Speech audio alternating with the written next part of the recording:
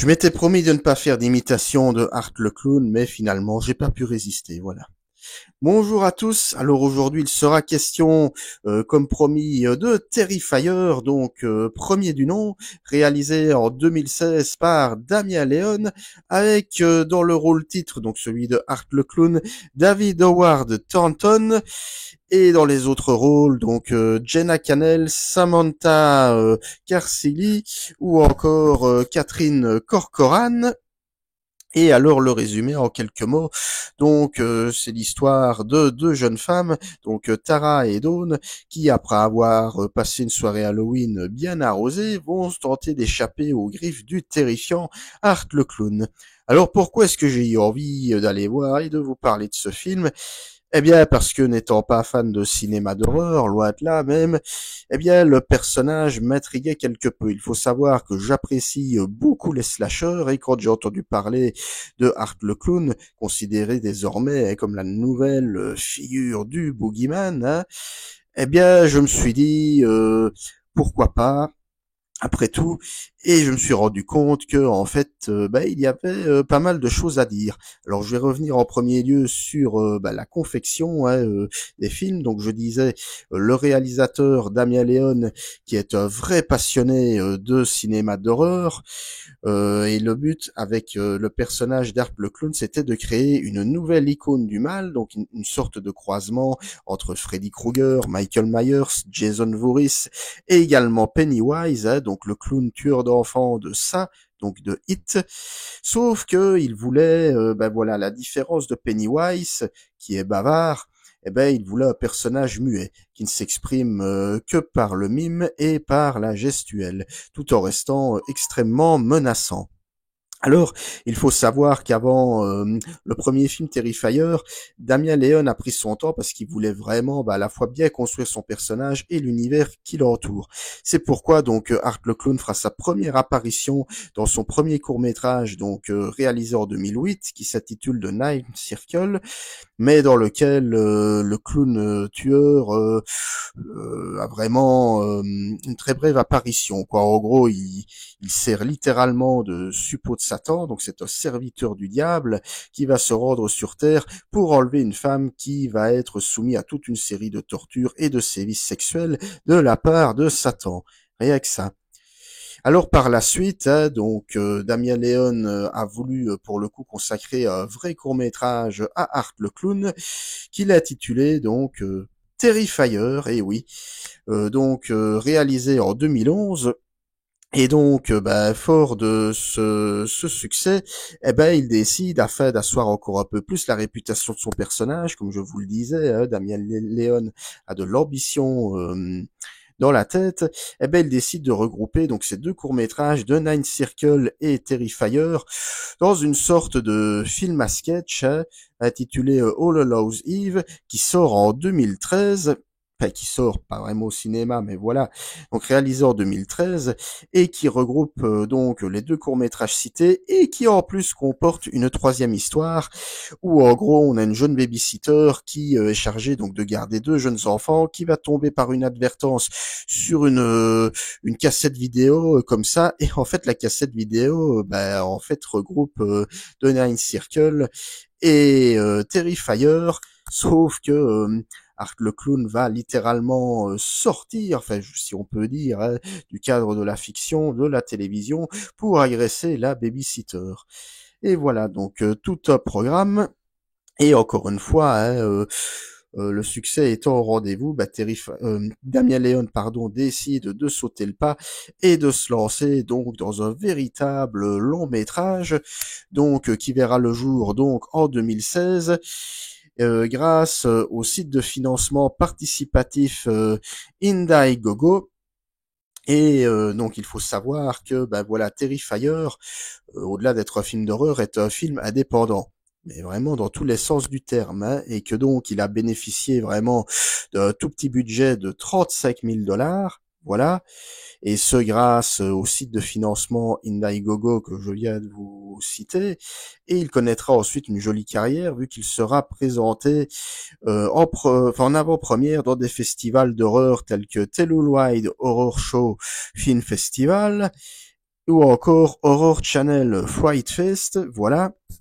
Et alors, au final, Terrifier, premier du nom, aura donc droit quand même à une sortie nationale, donc aux États-Unis, sur peu de copies, hein, disons-le, en 2018, très exactement le 15 mars 2018, et on peut dire que ce sera un bon succès, vu que le budget étant de 35 000 $, il en rapportera donc 419 077 $, et donc inutile de dire que le budget est remboursé. Et donc, voilà, donc grosso modo l'histoire un peu de ce vaste projet. Et donc grosso modo, moi, qu'est-ce que j'en ai pensé? Qu'est-ce que je pense de ce premier volet?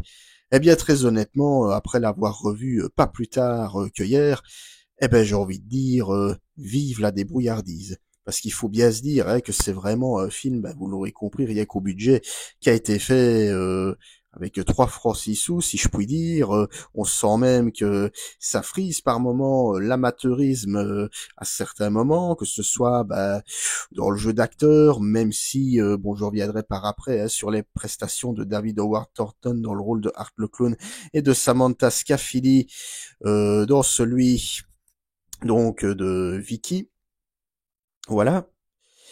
Mais on sent que littéralement il y a des plans voilà qui sont très courts. Je pense notamment au moment où Art au début du film, je veux dire pulvérise littéralement le téléviseur. On se dit que la scène n'a dû être faite qu'une seule fois. Mais je vais développer tout cela. Alors je vais passer donc à la mise en scène. Alors déjà, on pourrait penser de prime abord que Terrifier voilà est juste un slasher hommage classique au cinéma gore des années 80. Et au final, on se rend compte qu'il y a quelque chose derrière, parce que oui, on va pas se mentir, le film est extrêmement gore, hein, il est même très violent, voilà. Donc si vraiment vous êtes allergique au gore ou à la violence extrême, eh bien passez votre chemin. La saga n'est clairement pas faite pour vous. Mais là où ça fait passer la pilule, si je puis dire, c'est que Damien Léon joue constamment entre humour noir, tension et effet gore. Je m'explique. Alors, il le dit lui-même, je veux dire, Art le Clown étant un clown, eh bien, quoi de mieux que de reposer, se reposer sur ses mimiques, voilà, et également son goût de la gestuelle, parce qu'on sent qu'il y a, comme je le disais, pas mal de touches macabres. Bon, notamment, bien souvent après chaque scène de meurtre, on va voir Art commencer à rire de manière sardonique. Ou encore un autre exemple qui me vient en tête, c'est le moment où on voit donc Vicky, donc jouée par Samantha Cianiti, qui va tenter donc d'échapper à Art, et alors on va voir celui-ci qui, pour la mettre mal à l'aise, qui va revêtir, je veux dire, les cheveux de sa victime précédente qu'il a scalpé, et il va également revêtir littéralement sa poitrine, puisqu'il va lui découper littéralement les seins. Et voilà, la scène est un mélange de grotesque, de gore et de violence pure. Et donc on sent que voilà, il y a quand même un côté. Alors voilà, on n'est pas dans de la parodie, disons-le clairement, c'est pas du tout de la parodie. On n'est pas non plus dans du méta à la Scream, mais on est quand même dans du second degré. Voilà, on a une violence comme ça, à la fois gore et cartoonesque. On va voir littéralement, je veux dire, des personnages souffrir plus que ce qu'il n'en faut. D'ailleurs, j'ai envie de dire que même si, oui, les meurtres sont trash et atroces, il y a aussi quand même un côté volontairement too much dans les mises à mort, et c'est à ce niveau-là que je dis que le curseur est poussé très loin dans l'extrême. Mais à côté de ça, on sent que Damien Léon, et je le disais, il a quand même envie de bâtir tout un univers, parce qu'il y a quand même une atmosphère comme ça, bien poisseuse, bien glauque. Les 3 quarts du film se déroulent comme ça dans un vieil immeuble délabré, complètement pourri, voilà, où vont trouver refuge Dawn et Tara dans un premier temps, avant d'être rejoint par Vicky, qui est la sœur donc de Tara, parti la chercher. Et alors, on va voir qu'à travers cet immeuble, il y a une jeune SDF un peu fofolle qui passe son temps à border, je vais dire, une poupée en plastique qu'elle prend pour un vrai bébé, pour son vrai bébé. Voilà, donc il y a une vraie atmosphère comme ça, bien creepy, surtout que le film se déroule exclusivement de nuit, avec en plus Art qui est vraiment extrêmement silencieux, donc une ambiance comme ça, bien pesante, bien malsaine, qui à tel point qu'on se croirait littéralement dans un cauchemar. Voilà, on se dit que c'est vraiment le genre de choses qu'on n'a pas du tout envie de vivre. Et ça, Damien Léon en est conscient et pousse donc le curseur de la noirceur vraiment très loin, tout en jouant sur l'humour noir, comme s'il nous disait Eh les amis, c'est qu'un film, ok, il y a du sang partout, il y a des morts partout, mais c'est un film. D'où les excès gore, d'où le côté cartoonesque des mises à mort. Et honnêtement, c'est ce qui fait pour moi de ce premier opus euh, un bon petit bijou. Alors bon, il est pas parfait, hein, je veux dire, je suis pas en train de dire que c'est un chef-d'œuvre. Je reviendrai un peu plus tard sur le deuxième opus, mais voilà, en guise de premier long métrage, on sent vraiment toute l'ambition qui anime Damien Léon. On sent également qu'il a partagé qu'il a mis du temps plutôt à construire tout son univers. On sent que voilà, il s'est pas juste contenté de faire un slasher pour le slasher. Et à ce niveau-là, j'en arrive d'ailleurs à l'interprétation donc de David Howard Thornton, qui succède donc à l'acteur Mike Gianelli, qui avait donc interprété Art le Clown dans les courts-métrages de Nine Circle et All Hallows Eve, qui avait déjà été remplacé par David Howard Thornton dans All Hallows Eve, donc dans les scènes appliquant, dans l'histoire appliquant la babysitter, pour la simple et bonne raison que voilà, Mike Gianelli apparemment ne voulait pas être acteur, trop de pression, etc. Et alors, j'ai envie de dire que il est parfait, David Howard Thornton. Donc voilà, sa prestation est inspirée à la fois de Chaplin et de Buster Keaton. Je vous vois déjà étonné pour les mimes, et oui, comme je le disais, hein, le côté vraiment Art le Clown qui, lors de la séquence que je vous ai brièvement évoquée, où il se travestit, si l'on peut dire, en femme, on voit que là vraiment il est en pleine pantomime, je veux dire comme ça, à coup de regard, de grands gestes, vraiment de gestes de clown, hein, mais qui sont quand même bien travaillés, bien préparés, voilà. Donc Chaplin et Buster Keaton pour le côté mime.